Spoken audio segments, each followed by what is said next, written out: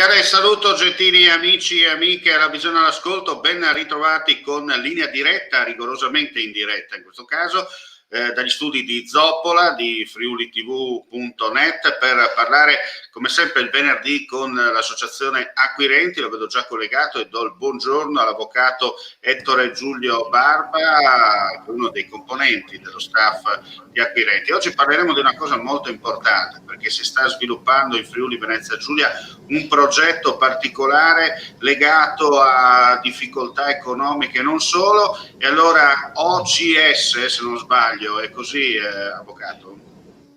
Sì, buongiorno, intanto buongiorno a tutti, buongiorno Omar. Insomma, la notizia che già si sente da qualche settimana è che nell'ambito della questione del sovraindebitamento sta per essere operativo anche nella provincia di Udine il primo OCC, che avrà la propria sede. Io ho detto OCS involontariamente, insomma, ho sbagliato il termine. Nessun problema. L'OCC, che sarebbe l'acronimo per Organismo di Composizione della Crisi, e avrà la sede appunto a Corno di Rosazzo presso la Villa Nachini Cavassi, e sta nascendo grazie al patrocinio del Comune di Corno. E che cos'è l'OCC? A cosa serve? Beh, per spiegare questo bisogna fare un passo indietro e risalire alla legge 3 del 2012, che è la legge che ha introdotto le procedure per la composizione della crisi del sovraindebitamento. La legge 3 del 2012 ha normato il concetto di sovraindebitamento, che è quella condizione di perdurante squilibrio tra i debiti di una persona, di un soggetto, e il proprio patrimonio liquidabile, che rende praticamente una definitiva incapacità di adempiere regolarmente le proprie obbligazioni, o comunque una rilevante difficoltà a farlo. Certo. La legge 3 quindi ha introdotto degli istituti, degli strumenti per permettere ai soggetti che si trovano in stato di sovraindebitamento di uscire dalla crisi. E tutti questi strumenti sono destinati ai privati, quindi ai consumatori, sono destinati alle piccole imprese, sono destinati alle imprese e alle aziende agricole, ai professionisti, insomma tutti quei soggetti che non possono utilizzare il fallimento e gli altri strumenti invece destinati alle grandi imprese. Senta, avvocato, giusto per essere chiari, no? Questo è un'ulteriore, diciamo così, possibilità, è una sorta, mi permetta di dire, di salvagente per dare una mano, una seconda possibilità anche magari verso coloro che si sono trovati in difficoltà non volute, ma a causa di gioco forza si sono trovati a dover chiudere l'attività, no? E questa è un'opportunità per cercare un po' di riprovarci, no? In un certo senso, senza sbavature.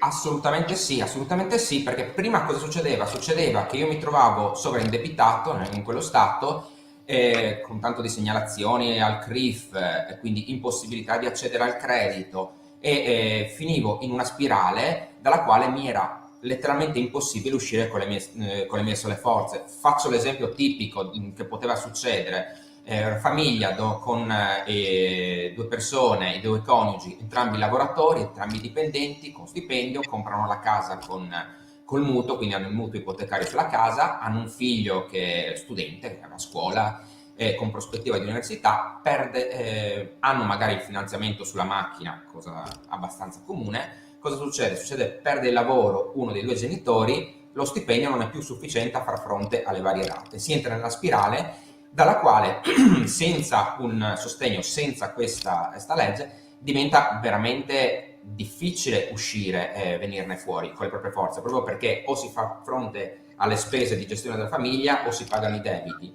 E appunto si entra nella spirale concessioni del quinto piuttosto che altri finanziamenti, dai quali appunto da soli con le proprie forze diventa quasi impossibile venire fuori. E poi si rischia, mi permetta, si rischia poi di aprire delle buche ulteriori, cioè si tappa da una parte ma si deve riprendere la ghiaia poi per ritappare dall'altra, no? Assolutamente, diventa una spirale dalla quale non se ne esce. La legge 3 cosa fa? Introduce tre diverse procedure, tre diversi strumenti che possono essere utilizzati dai soggetti non fallibili per uscire dalla situazione, dalla condizione. I tre strumenti quali sono? Sono l'accordo di ristrutturazione dei debiti, che altro non è che un accordo che il debitore va a fare con i propri creditori e per un saldo e stralcio con una rateizzazione. Quindi quello che riesco a pagare in un determinato periodo lo pago e quello che non riesco a pagare, se va a buon fine la procedura, viene di fatto stralciato. L'accordo prevede comunque che i creditori aventi diritto al voto, non quelli che hanno delle ipoteche o dei privilegi o pegni a loro favore, debbano appunto esprimere un voto. Se si raggiunge il 60% dei voti, poi ci sarà il giudice che omologherà l'accordo e alla fine della procedura, quindi quando viene rispettato definitivamente e completamente l'accordo, posso ottenere la cancellazione dei debiti residui. A quel punto mi è possibile ripartire. Questo è l'accordo di ristrutturazione. C'è un secondo strumento, invece è il piano del consumatore che può essere utilizzato dal sovraindebitato che abbia debiti non derivanti da attività professionale o da impresa. È una procedura più snella, più agile, però ha due peculiarità, appunto. Una è quella che io non devo avere debiti derivanti da attività professionale aziendale, quindi per esempio non devo avere Equitalia che mi chiede l'IVA non pagata, faccio un esempio. Quindi questa è una prima differenza. La peculiarità è che in questo caso non viene predisposto un piano soggetto a voto da parte dei creditori, quindi i creditori non hanno parola al riguardo, sarà semplicemente il giudice che dovrà avallare o meno il piano. Si distingue lo strumento per il fatto però che il giudice darà anche un giudizio di meritevolezza. Cosa vuol dire questo? Vuol dire che non sarà accessibile il piano del consumatore nel caso in cui io debitore mi sono trovato per mia colpa nella situazione di Mi sovraindebitamento. ha anticipato la domanda, avvocato, infatti volevo Sì. dire questo, no? Che non è che il fondo è aperto a tutti, nel senso, chiaramente ci saranno delle selezioni perché, come ho detto prima, non tutti si sono trovati in una situazione un po' particolare causa propria, no? Perché magari nel frattempo hanno fatto investimenti, eccetera, o i clienti non pagano e via insomma, si sono trovati lì, no? Chiaramente se invece un altro ha fatto il furbo, aprendo l'attività e ha speculato, è chiaro che questo non ha diritto, ma ci mancherebbe anche che abbia il diritto di prendere dei soldi. Insomma. No, assolutamente. Cioè, nel primo caso potrei eventualmente utilizzare il primo strumento dove comunque i creditori mi dicono va bene, non va bene, mi conviene a me creditore trovare un accordo per recuperare qualcosa piuttosto che no, lì c'è il voto. Se nel piano del consumatore deve esserci questo giudizio di meritevolezza, se no non è accessibile. In entrambi i casi comunque il piano che io vado a presentare, quindi o l'accordo o il piano del consumatore, deve essere fattibile e sostenibile, cioè io non posso andare a inventare un piano che non sia poi realmente sostenibile e che mi costringa per esempio a contrarre altri debiti per rispettarlo. In questo caso il piano viene dichiarato inammissibile. Accanto a questi due strumenti esiste una terza via, la via diciamo purtroppo più dolorosa, ma anche quella che normalmente se viene adottata porta al risultato, non dico sicuramente, ma con buone possibilità, è la liquidazione del patrimonio. In questo caso io non faccio nessun accordo, io semplicemente mi spoglio dei miei beni, quindi se ho una casa rinuncio a quell'immobile che viene venduto, lo conferisco alla procedura, do parte dei miei redditi futuri per i prossimi 3-4 anni in base insomma al piano liquidatorio. Alla fine viene quindi vengono venduti i beni, vengono liquidati, il ricavato viene ripartito tra i creditori secondo la procedura e una volta fatto questo posso chiedere l'esdebitazione per quanto riguarda tutti gli altri debiti residui. Ecco, Queste mi sono è capitata una cosa importante da sottolineare, che Sì. questo lo chiedono spesso. Ipotesi, il debito è, faccio una cifra tanto per dare un'idea, mettiamo al caso il debito è di 25-30 mila euro, 50 mila euro tra Stato, banche, eccetera. Certo. Il debitore mette diciamo così, lascia via libera per quanto riguarda il proprio bene immobiliare per poter pagare il debito. Banca e Stato mettono all'asta la casa e ricavano 100, ripeto il debito è di 30 e loro ipotesi ricavano 100, tolto quello che il debitore deve all'istituto di credito e allo Stato, la differenza viene riscossa dal debitore oppure viene fatto tutto un accumulo finale e finita lì? No, viene il debitore poi ha diritto, se c'è una, chiamiamola plusvalenza per entrare in termini calcistici, quasi economici, questa rimane ovviamente, una volta pagati, dovessero essere estinti tutti i debiti, rimane al debitore. E qui torniamo un attimo alla figura dell'OCC. In quanto in realtà, devo contraddire, non è lo Stato che mette in vendita, ma è un soggetto terzo. Allora, vediamo che cos'è l'OCC. L'OCC è un organismo di composizione, e anche, come dicevo prima, organismo di composizione della crisi. Allora, diciamo che in tutti questi tre strumenti previsti dalla legge 3 c'è, accanto al debitore, accanto ai creditori che hanno un ruolo attivo nel caso dell'accordo di ristrutturazione col voto, accanto al giudice c'è un'altra figura che è quella del gestore della crisi. Diciamo, volendo fare un parallelo con la procedura fallimentare, è quasi il curatore, è l'equivalente, diciamo, grandi linee del curatore fallimentare.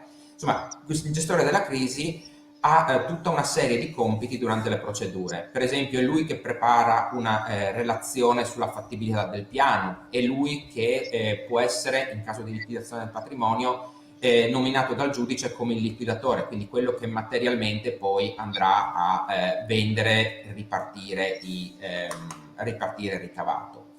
Dove non esiste un organismo di composizione della crisi, per avere la nomina del gestore io mi devo rivolgere al tribunale, quindi devo fare un primo ricorso che mi comporta delle spese, mi comporta delle lungaggini. Quello che accade a Udine, per esempio, che sta attualmente accadendo a Udine. Dove invece esiste l'organismo di composizione, si taglia tutta la parte precedente, quindi io semplicemente, debitore, tramite il mio consulente, perché solitamente conviene sempre rivolgersi a un consulente per essere seguiti in queste procedure, vado dall'organismo di composizione, che comunque mi può fornire anche tutte le informative del caso, e chiedo direttamente la nomina del gestore.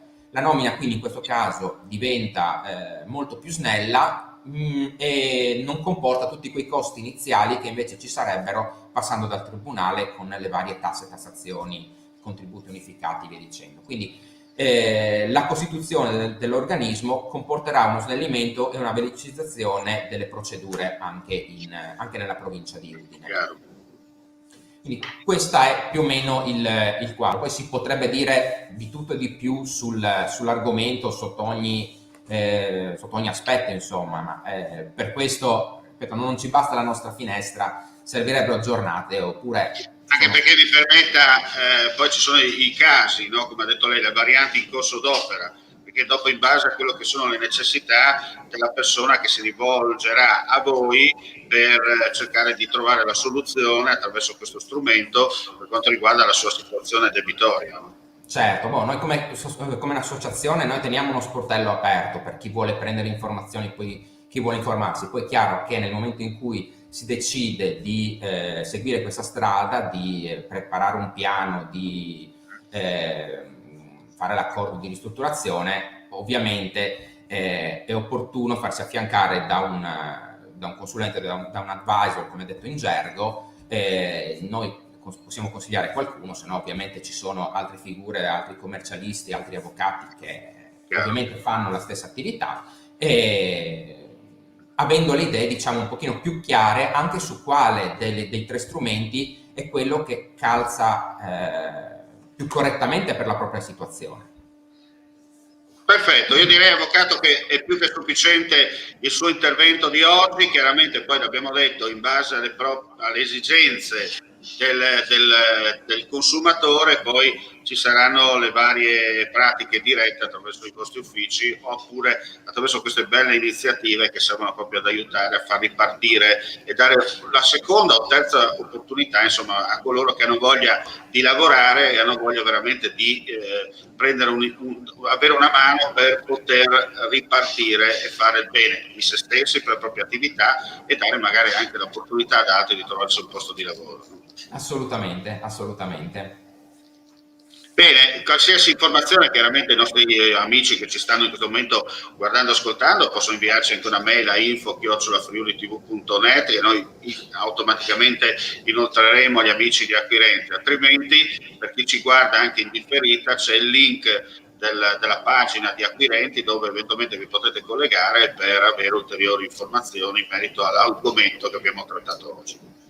Va bene, io ringrazio per lo spazio e saluto tutti quanti gli ascoltatori.